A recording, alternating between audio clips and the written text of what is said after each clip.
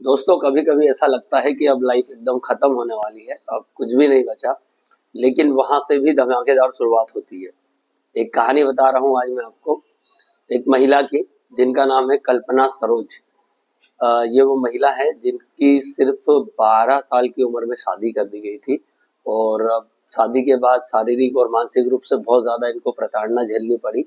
एक समय ऐसा भी आया था जब इन्होंने सोचा कि अब लाइफ को फिनिश किया जाए, खत्म कर लिया जाए। और बस इन्होंने फिर डिसीजन लिया कि अब सुसाइड किया जाए। तो चाहे जैसे तैसे करके इनके घर वालों ने इनको बचा लिया। अब वहीं से जो है टर्निंग पॉइंट शुरू होता है लाइफ का। फिर इन्होंने क्या किया कि एक कपड़ा फैक्ट्री होती है, वहाँ पर मजदूरी शुरू कर दी और कुछ पैसे जुटाने चालू करे। इनकी खास बात ये थी कि ये पैसे को मैनेज करना बहुत अच्छे से जानते थे। उसके बाद कुछ समय बाद इन्होंने अपना खुद का एक ब्यूटी पार्लर खोला और पैसा मिनिमम खर्च करके मैक्सिमम पैसे को बचाना और उसको इन्वेस्टमेंट करना, ये इनकी आदत में था। और रिजल्ट ये आया दोस्तों कि एक कमानी ट्यूब्स करके एक कंपनी थी जो कि बंद पड़ी हुई थी। उस कंपनी को इन्होंने खरीद लिया, उसको फिर से शुरू किया।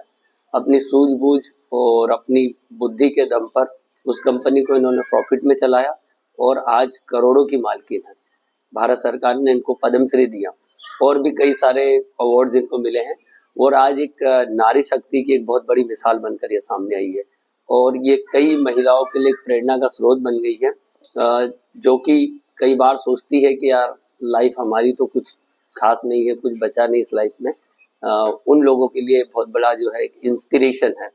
तो जो इसमें की पॉइंट है, वो की पॉइंट ये है दोस्तों कि जब खोने के लिए कुछ नहीं होना तो फिर पाने के लिए पूरी दुनिया होती है।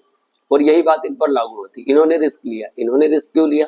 क्योंकि इन्हें डर नहीं था, इनका डर खत्म हो गया था। भाई मौत से बड़ा डर क्या होता है?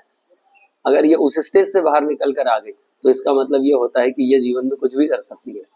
तो ये कहानी आपको सुनाने का जो मकसद है वो ये है कि लाइफ में अप्स एंड डाउन होते हैं। कभी ना डाउन बहुत ज्यादा बड़ा डाउन होता है, लेकिन एक बात याद रखना भाइयों, कि जब कोई झूला जितना पीछे जाता है वो उतना ही आगे जाने की भी उसकी संभावना होती है।